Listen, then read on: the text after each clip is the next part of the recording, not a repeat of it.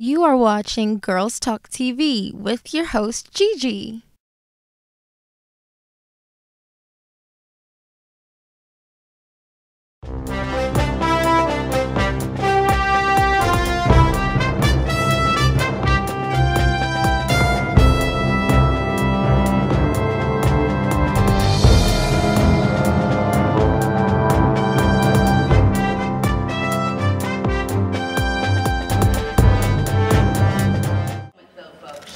This is the moment that the lamestream media is going to go absolutely nuts about.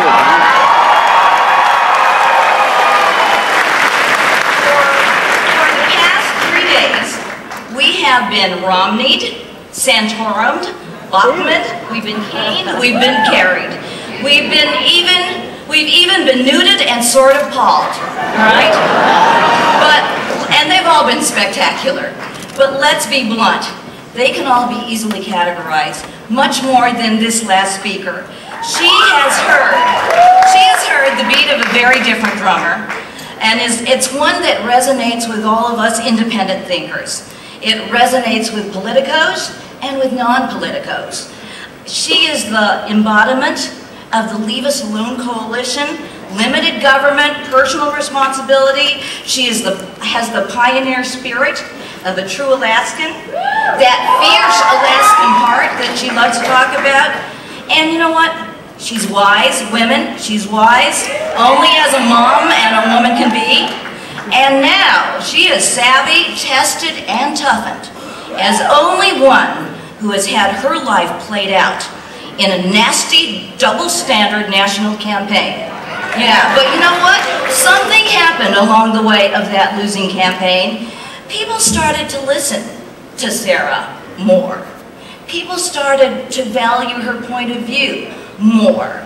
People started to love Sarah more. An independent spirit, a conservative thinker, and a force that will not be silenced. She has our gratitude and she has our love. Let's show a CPAC welcome for Governor Sarah.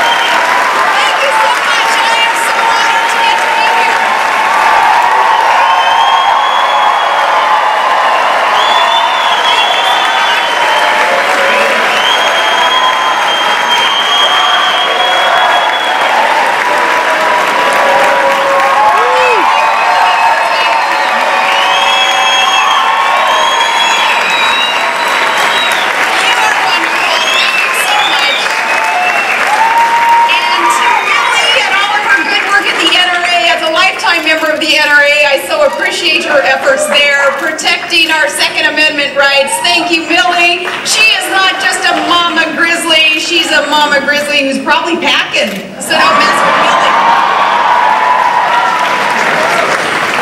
Truly, I thank you so much, and I am honored to get to be here. The last time I was in D.C., my family and I were here cruising on Harley Davidsons with Rolling Thunder, which is the rally to honor America's finest, our United States military, our veterans.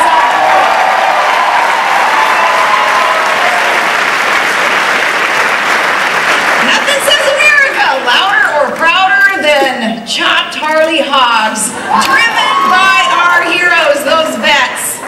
Now, when we were here last, my husband Todd, he was able to drive one of those 400,000 machines that day. He traded in the bike though for a snow machine this week. He's back home gearing up for his 2,000-mile race across Alaska, the Iron Dog, so he couldn't make this trip. My girls are here though. They were with me at Rolling Thunder. Bristol and Willow are here with me somewhere today out here.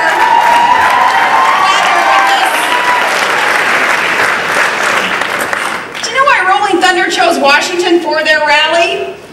They wanted to make their engines their voice. They wanted to rev them at the seat of power. And that's exactly why CPAC started back in the 1970s. Conservatives wanted not so much government, but the Republican Party to hear us.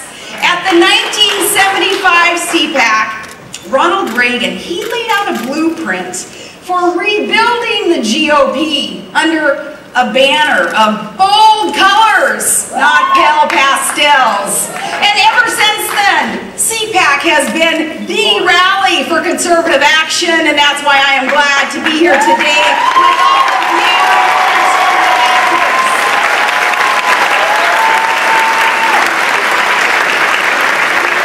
Now today, the conservative movement has never been stronger or brighter, with people at the grassroots. And yet, the federal government has never cast a bigger shadow.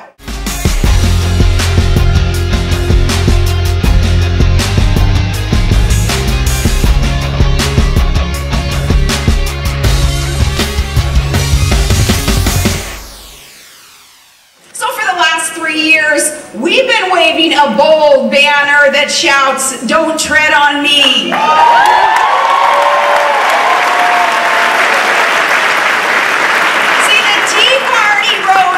Because Americans woke up. And our movement, it is bigger than one person. It is bigger than one candidate. It is bigger than one party. It's about one country united under God. We aren't red Americans. We're not blue Americans. We're red, white, and blue. And President Obama, we agree with you.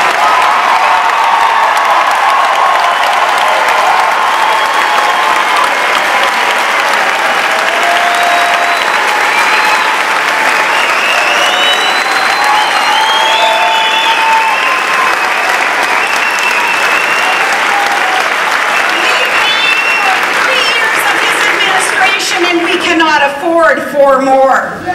Candidate Obama, he promised to fundamentally transform America, and that's one promise that he has kept, transforming a shining city on a hill into a sinking ship, promising to cut deficits in half, and instead he's piled on trillions more in debt. Trillions more, $135,000 per taxpayer just in this new debt, $3 million more a minute, and no plan to stop it. No plan, no budget.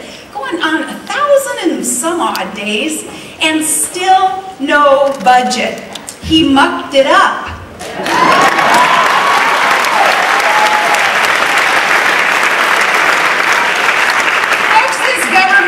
Isn't too big to fail. It's too big to succeed. It's too big to ignore, and it is too big to bear anymore. Now, what did we get in return for the president's spending spree? 8.5% unemployment and 13 million Americans who can't find work. 46 million living in poverty. Now, government dependency under Obama has gone up 23%. And for the first time in our history, folks are fearing that our future is going to be worse than our past. And look around, you can see some decline, you can see failure. But it is not a failure of the American people. It is not a failure of America itself. It is the failure of our leadership.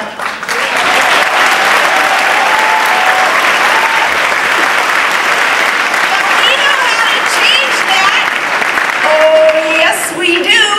Oh, yes, we can.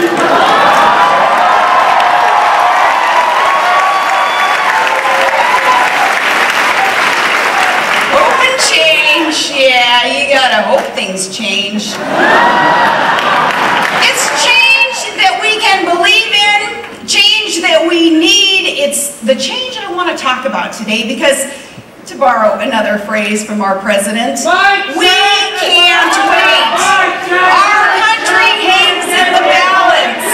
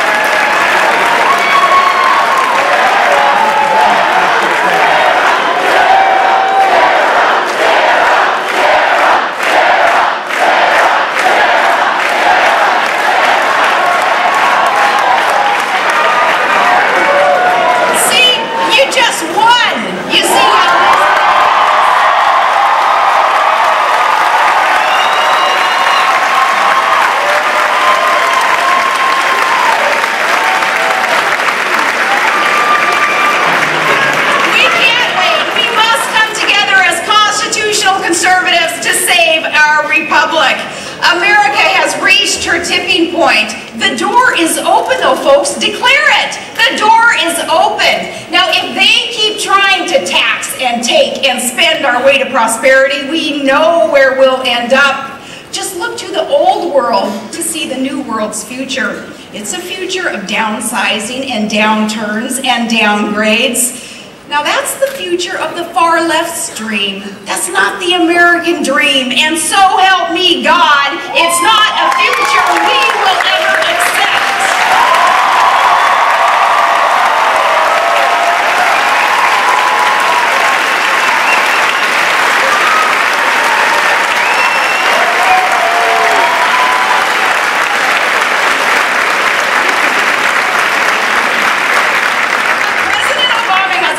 It's kind of this conflict of visions thing. When I listened to his State of the Union last month, I was really struck that he barely mentioned unemployment and entitlements. What did he talk about? He gave us more promises. Promises to give us, quote, an economy built to last. Well, Mr. President, we don't want an economy built to last. We want an economy built to grow, and we certainly don't want your economy built to last. We want your administration to end.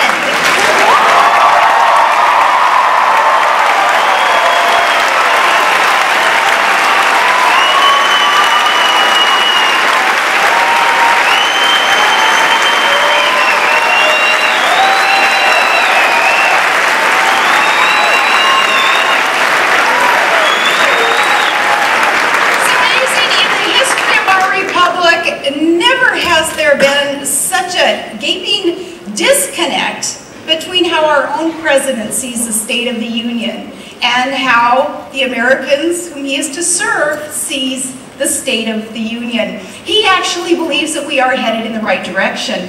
Even though 7 in 10 Americans, those with their boots on the ground and their nose to the grindstone, no, they're saying, no, we're headed in the absolute wrong direction. We believe real recovery can't get underway until government gets out of the way.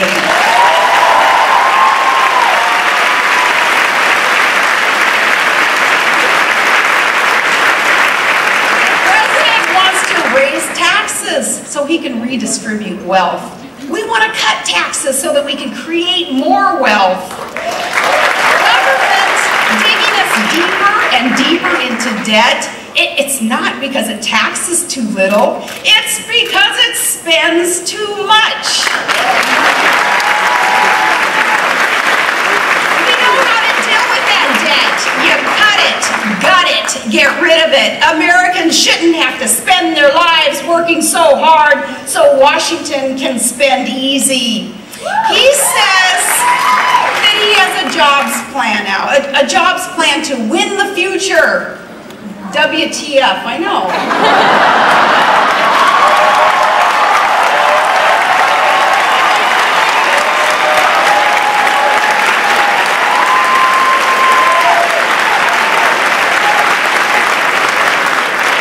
WTF plan. Well, he'll invest your money in bullet trains to nowhere, but he'll stop Boeing from building airplanes anywhere. Bankrupt green energy companies get sweet loans and grant offers, but oil pipelines, not allowed to give you job offers. We say his plan isn't winning the future. It is losing our country. We have a better jobs plan, and it's called the free market, and it will.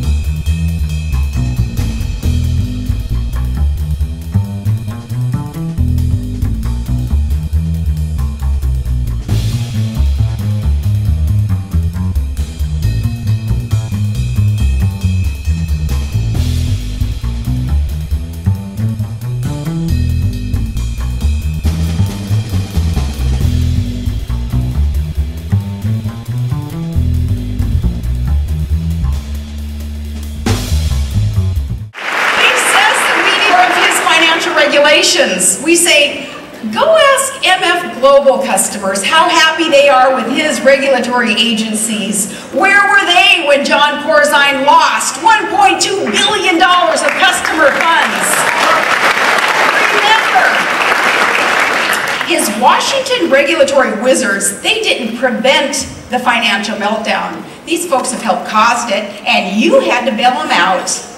The president says, well, small Americans, small town Americans, we bitterly cling to our religion and our guns because we're just doggone frustrated with this basic change. You say, I say, we say, keep your change, we'll keep our God, our guns, our Constitution.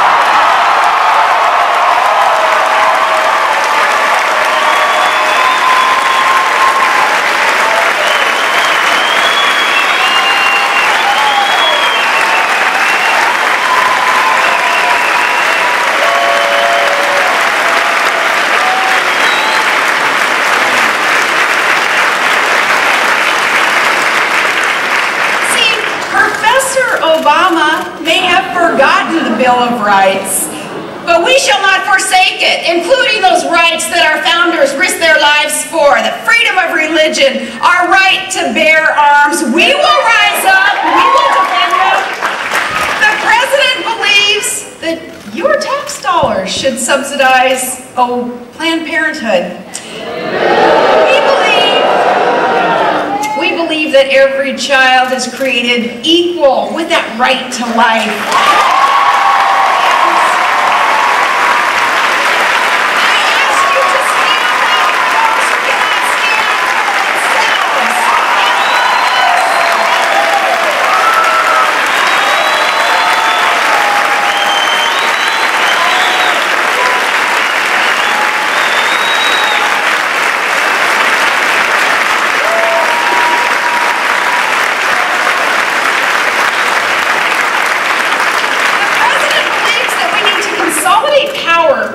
centralized power, big power in Washington, because you just can't be trusted to make decisions for yourself.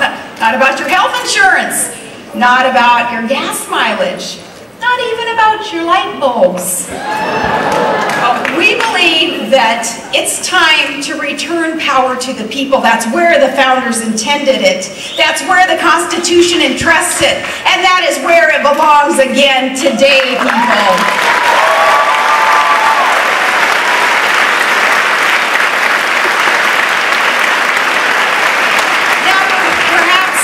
Distrust of us is because he seems to believe that America is actually a destructive force in the world, that we should apologize to enemies. He believes that we should share our missile defense technology with the Kremlin. He believes we should make deep cuts in our military while other nations are building up their militaries. Deep cuts to our troops while we keep on spending wildly on everything else. Talk about priorities.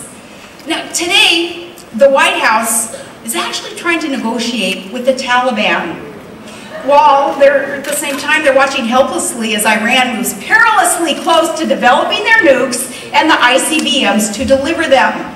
We say our #1 constitutional duty that belongs to the Commander-in-Chief is protecting the American people and this great land and our allies.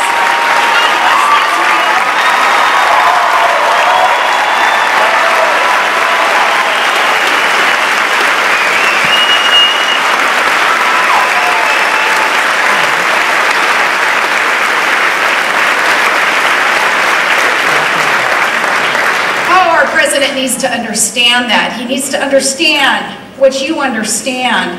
That is what America's brave fighting sons and daughters are asked to risk their lives for every day. If only he would understand that. This isn't some international community organizing we're talking about or social welfare networking that's going on. No, we will never apologize for America's strength and our greatness, and we will refuse to accept that a weak America means a better and safer world.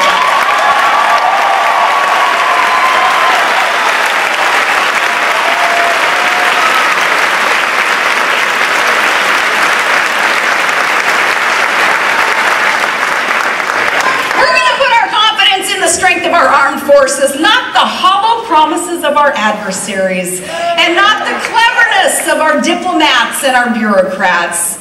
As generations before us, they, like we now, will gladly, proudly fight to defend this land of the free. We must be home of the brave.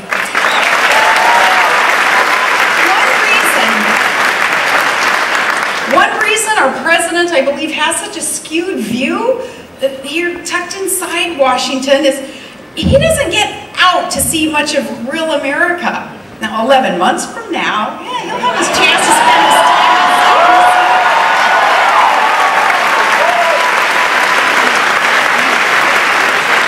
When he comes down from his lofty office and he's finished, you know, rolling back the tides and lowering the sea levels or snow drifts or avalanches, whatever all those promises were, when he's finished with all of that,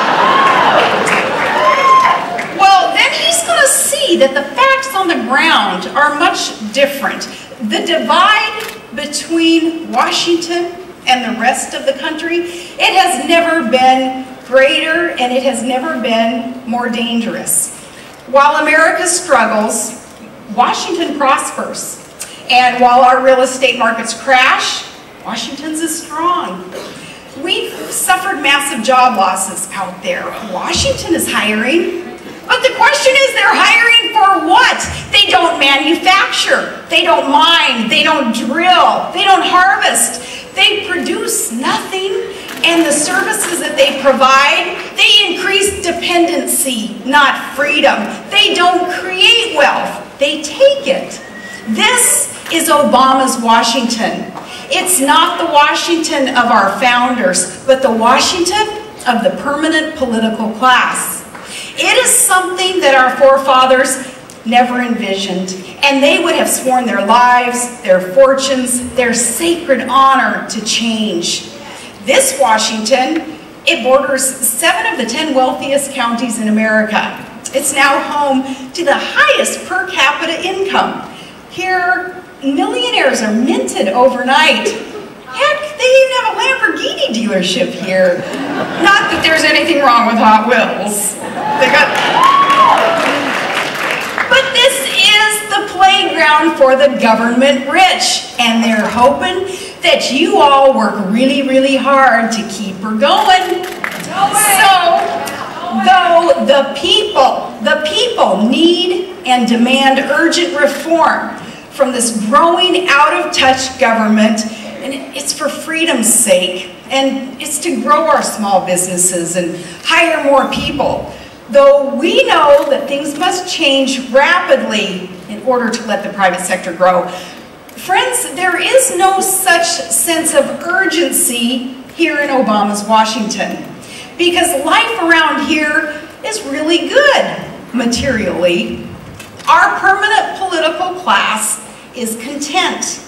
They're immune to the realities that the rest of us face. See, they exempt themselves. They play by a different set of rules. Look at, say, their EPA. EPA, it's imperiling private industry. It's imperiling our energy independence, the steps that we need to take to be secure, and it's enslaving us, really, to these foreign dangerous supplies of energy instead of tapping into our own God-given sources of energy here underfoot. That's what the EPA is all about right now. And you have to ask yourself, though, well, when was the last time you saw the EPA prevent constructing, say, a new government building? Maybe instead of calling Washington a swamp, we should call it a wetland. Maybe that'll slow down the governments.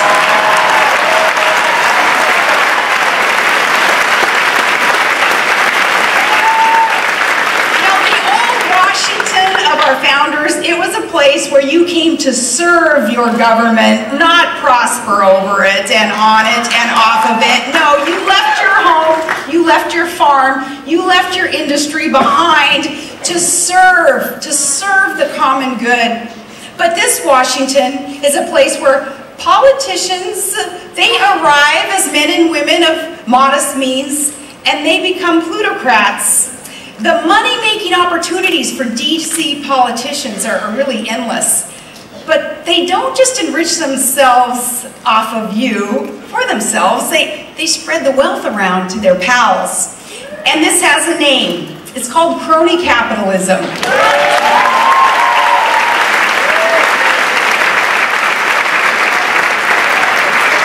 I said in a speech in America's Breadbasket over the summer, I said, this isn't the capitalism of free men and free markets, of risk and sacrifice, of innovation and hard work. No, it's the capitalism of connections and of government bailouts and handouts and waste and corporate welfare and corruption. This is the capitalism of Barack Obama and the permanent political class. And it's why I say to the Occupy protesters, you're occupying the wrong place, you're protesting the wrong thing.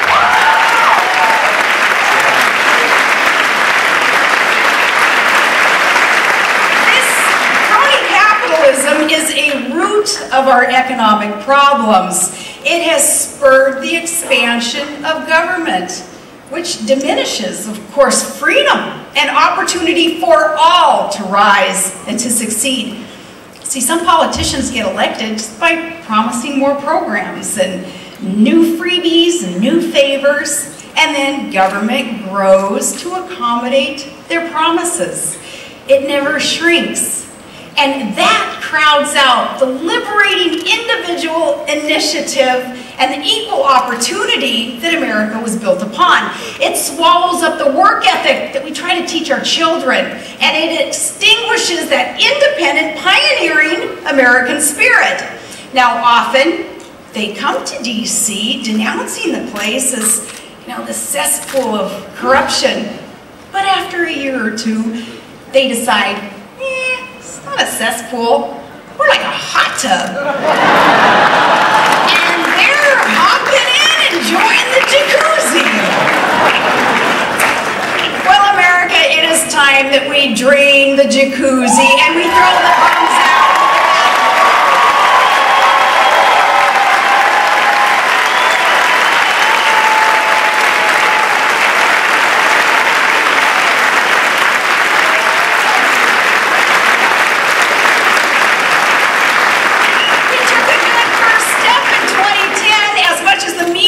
You to forget that election, Tea Party patriots won an historic victory. We the people rose up and we spoke up, and our message was we don't want the left's big government agenda, we can't afford it, and we won't pay for it. Now, these points that I make about Congress, I want to be clear. I toast the Tea Party members there in Congress. Many of them who have fought so bravely against the status quo. And they've agreed with us that you can't get out of debt by digging deeper into debt. Some even voted against giving the president another plastic credit card that we expect our kids and our grandkids to have to pay off for us. Barack Obama has fought these folks every step of the way. He has dismissed them. He has lied about them. They have held their ground. They've kept their promises to the people who hired them, and now they need reinforcements. Will you help them?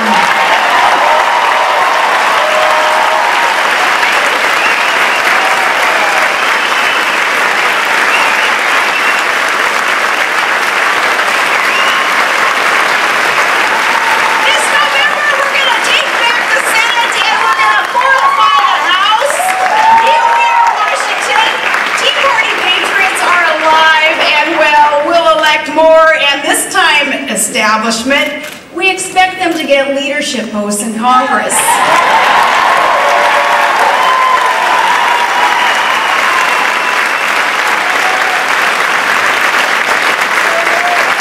But to fix Obama's Washington, to return power to the people, we must replace Obama at the ballot box. He is sinking our ship of state. When a ship is going down, the last thing you need is a community organizer just reorganizing the deck chairs while singing, "Let's stay together."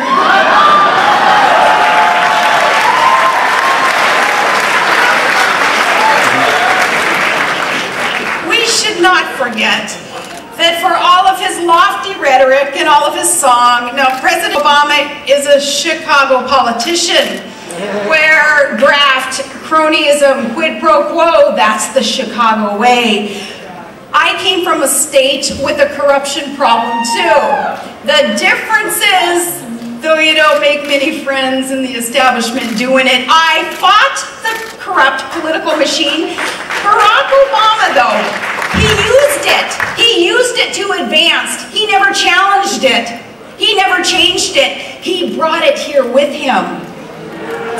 And now in the campaign, oh, he'll try to reinvent himself now as the champion of the working man.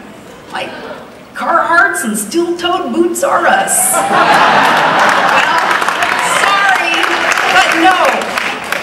He's the champion of the power players who will bankroll his billion-dollar campaign. The Lord only knows how many more cylinders are out there that he had promised them to repay their investment in him. We can't afford to find out. Now, friends, we don't know who our nominee will be to come up against Barack Obama and his failed policies in the fall. We don't know who our nominee will be, but we know that this election will be hard fought. Our nominee must be ready, strong, fortified, passionate, a fighter for American ideals.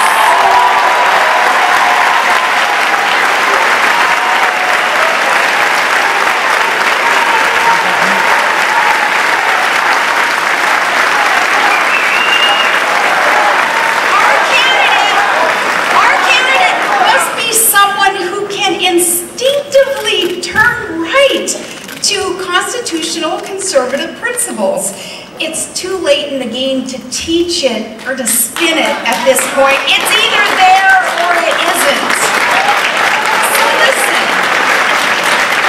all of these challenges facing America, all these questions, and our candidates, you know, they're trying to articulate the right answer through oftentimes a foggy filter of a biased media and through maybe bullying campaign expert advisors who they themselves, you know, they're not willing or able to run for dog catcher, but they'll tell these candidates what they should say.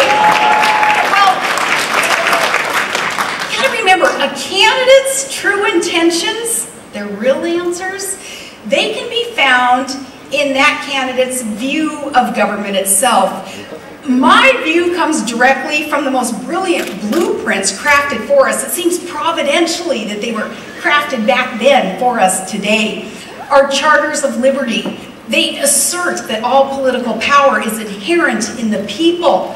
Government originates with the people's ideas. It's founded on their will only, and it's instituted solely for the good of the people. Now, he who inherently believes that, that's who I'm looking for. That's who we're looking for in our nominee. And we're hearing now, we've all heard from these experts that, oh, we gotta name our nominee right now. Gotta wrap it up.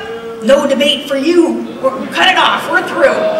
As if competition weakens our nominee. And yet in America, we believe that competition strengthens us. Competition elevates our game.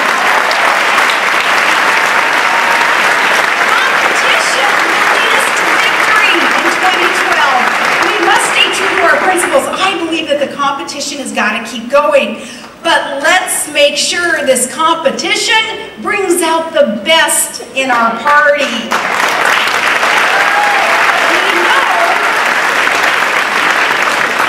We know that the far left and their media allies can't beat us on the issues. So instead, they'll distort our records. They'll smear our reputations.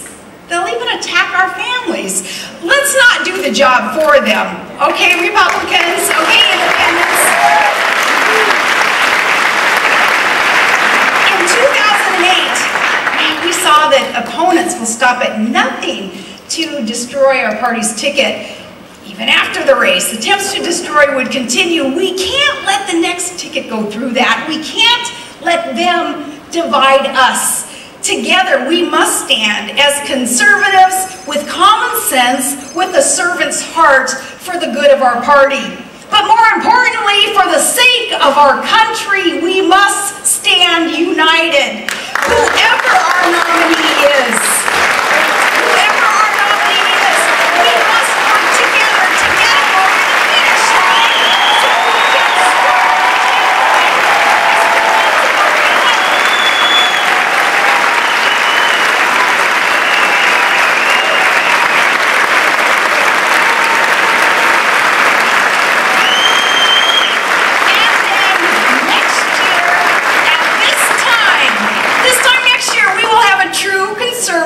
in the Oval Office, and next year, may he be here, one of us, speaking to us at CPAC, we will have a president who defends our American way of life instead of apologizing for it. We will have a commander-in-chief worthy of our troops.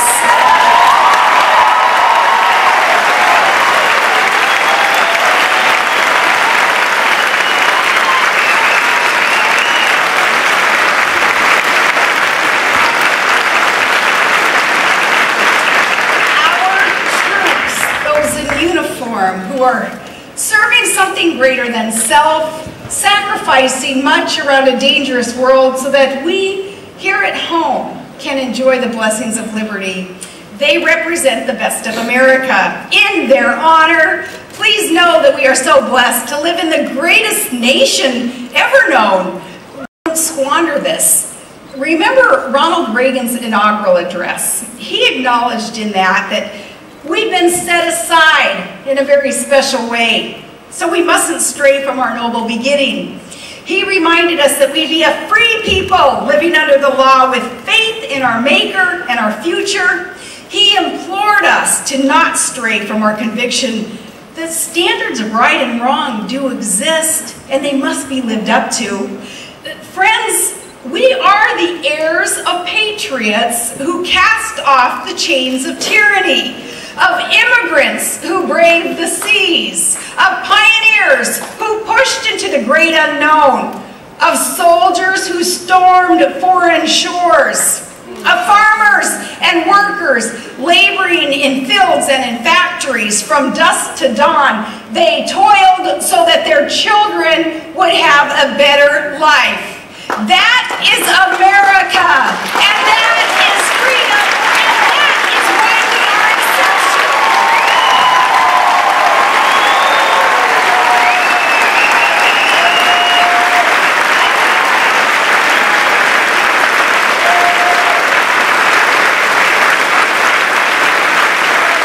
Yes, President Obama lacks the vision to lead, we will lead.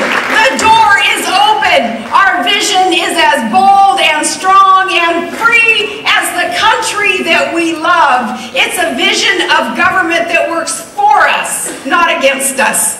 It's a vision that is rooted in the old Washington of our founders, not the Washington of today's permanent political class. It is a vision of reward for hard work and personal responsibility, of liberty and of empowerment. It's a vision that our heroes throughout history proved through liberating strife, their selfless love of country. It is the enduring vision of this land which God has shed His grace upon. We will cherish it. We will preserve it. We will fight for it. The door is open. God bless you, patriots, and God bless you.